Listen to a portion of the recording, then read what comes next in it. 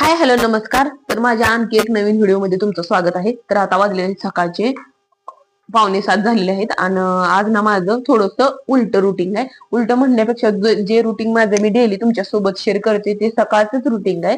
पण सकाळचं रुटीन आहे ना थोडस वेगळ्या पद्धतीने आज तुमच्या समोर येणार आहे. ते म्हणजे काय मी तुम्हाला शेअर करते पुढे व्हिडिओ मध्ये. तर बघा आज अशी निवांत अशी आंघोळ वगैरे झालेली आहे. कारण त्याचं म्हणजे आज टिफिन पहिल्यांदा बनवून घेतलेला आहे. आंघोळीच्या अगोदर टिफिन वगैरे बनवलाय. त्याचं कारण म्हणजे वेळ आहे त्याच्या समोर आपल्याला झुकावंच लागते म्हणते तसं आहे बघा. कारण वेळ माझा आता असा झाला होता टिफिनचा. कारण टिफिन बनवून मग मला बाकीची कामं करायची आणि आठवड्यातून एकदा ना मी असं मंदिर पूर्ण साफ करून म्हणजे निर्म्याने आणि मार्बलचं मंदिर आहे त्यामुळे निर्म्याने वगैरे स्वच्छ असं करून घ्यायला लागते. कारण कसं आहे माहितीये का मार्बल असल्यामुळे व्हाईट कलर असल्यामुळे थोडीशी धूळ असली तर त्यावर जास्त दिसते. त्यामुळे त्याला ना मी निरमा आणि थोडंसं लिक्विड टाकते ती आणि दोन्ही मिळून ना एकदम असं एकदम पांढरं शुभ्र मंदिर निघते बघा. तर त्याच्यासाठी ना वेळ भरपूर लागते म्हणून आठवड्यात एक दिवस ना माझी देवपूजा ही लेट असते. ते दिवस ना मी एकदम चेंज करते लेट एक एक दीड तास लागते मला देवपूजा करायला. कारण प्रॉपर सगळं मंदिर क्लीन करणं परत ती देव वगैरे पितांबरी घासणं तर वेळ लागते. तर ही जी मूर्ती आहे ना विठ्ठलाची आता तुम्ही बघितलेली ती माझ्या आईने मला घेऊन दिलेली आहे. आम्ही थेऊरला मंदिरामध्ये गेलो होतो ना गणपतीच्या तिथं विकायला होती बघा. तर आम्ही देव बघत होतो. मी स्वामींची मूर्ती बघत होते. तर स्वामींची मूर्ती मला ना स्वामी समर्थांची दिसली नाही तेवढी मोठी म्हणजे मला जशी पाहिजे होती ना स्वामींची मूर्ती तशी मला तिथं भेटली नाही. होती तिथं मूर्ती पण कशी माहिती का एकदम अशी लहान आणि माझं मंदिर आहे असं मोठं तर त्यातनं ती एवढी उठून दिसली नसती. आणि मूर्ती आता मोठी छोटी असतं बी काही नसते पण कसं आहे मला घ्यायची होती तर माझी इच्छा आहे की थोडीशी मोठीच मूर्ती घ्यायची आहे मला जेणेकरून ना मला स्वामींना अभिषेक किंवा असं गुरुवारी त्याचं पूर्ण असं हे अभिषेक वगैरे करण्यासाठी असं चांगलं म्हणजे पूजा वगैरे करण्यासाठी आंघोळ ही करण्यासाठी देवाला चांगली मला मोठी मूर्ती पाहिजे होती. अशी छोटी नको होती. त्यामुळे ती का मला मी काय घेतली नाही. कारण म्हणलं आता जाऊ द्या जिथं परत मी देवाला जाईल ना तिथं तिथं मी स्वामींची मूर्ती बघत असते. पण जर वेळेस मला छोट्या छोट्याच मूर्ती दिसल्या अजून काय एवढी मोठी मूर्ती दिसली नाही. बघू ऑनलाईन वगैरे मी बघीन आणि चांगली भेटली तर मागवेन नसलं तर मग कुठं एखाद्या वेळेस अक्कलकोटला वगैरे गेले होती तर भेटली तर मग तिथून आणेन मी. तर आता सगळं देव झालेले आहेत माझ्याकडे फक्त स्वामींची मूर्ती राहिली म्हणजे आमचं कुलदैवत वगैरे ही सगळी आहेत देव.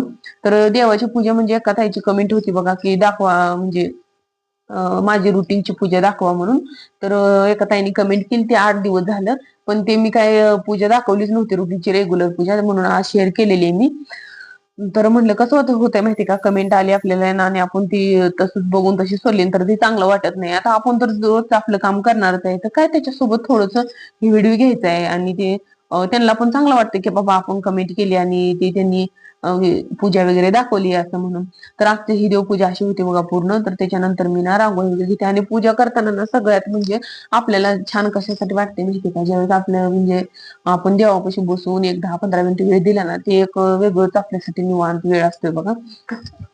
तर आता ना थोडीशी फुलं वगैरे पण बाहेरनं तोडून आणायची आहेत मला. गुलाबाची फुलं आहेत भरपूर ते एक चांगलं आहे अजून कारण व्हाईट कलरची पण फुलं आहेत देवासाठी पण ते काय एवढे भरपूर लागत नाहीत. गुलाब भरपूर लागतात आमच्यात गुलाबाची 4-5 3-4 झाडं आहेत. तर 1-2 झाडांना चांगली फुलं लागतात बाकीच्या झाडांना थोडी कमी लागतात. तर तिथलं फुलं वगैरे आणून टाकलेली.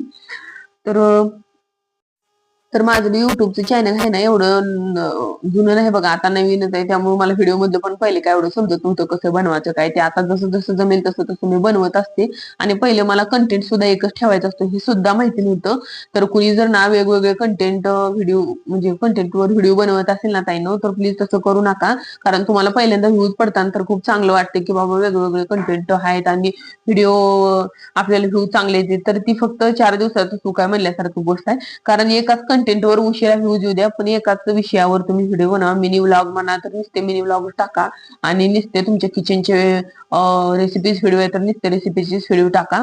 आणि तुमचे नुसते फक्त एखादं म्हणजे असे स्वामींच्या व्हिडिओचं एखादं चॅनल असते तर फक्त स्वामींचे व्हिडिओ टाकायचे. असं मग कसं होतं माहिती का सगळं जर कंटेंट आपण एक केला ना तर खूप मोठा प्रॉब्लेम होतोय बघा. तर त्याच्यामुळे आपले सगळे म्हणजे आपले युट्यूबची सगळं चेंज होऊन जाते आणि आपल्याला त्या चॅनल मधलं माहिती नसते. त्यामुळे आपल्या हातून पण असं होते. माझं तसं झालेलं आहे म्हणून तुमचं तसं होऊ नये. कारण आपण युट्यूब साठी भरपूर कष्ट घेतोय आणि त्याच्यासाठी भरपूर वेळ द्यावा लागतोय. त्यावेळेस असे व्हिडिओ सुद्धा आपल्याला म्हणजे थोडं थोडं बनवता येतात बघा. कारण आपण यासाठी किती कष्ट घेतलेलं आहे हे आपल्याला माहिती असते.